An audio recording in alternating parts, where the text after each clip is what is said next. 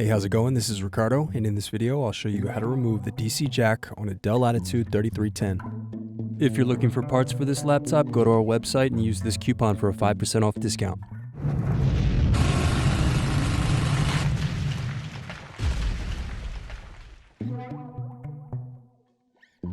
First unscrew, then use fingers to separate and remove base cover.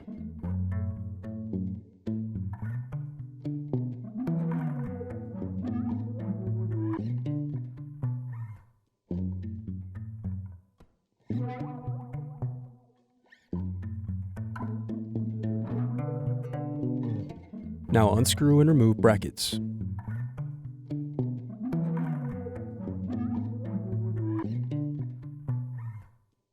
Then disconnect and remove battery.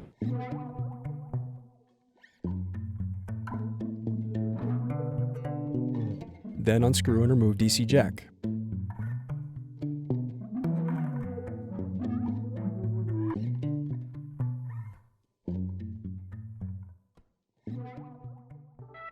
Thanks for watching.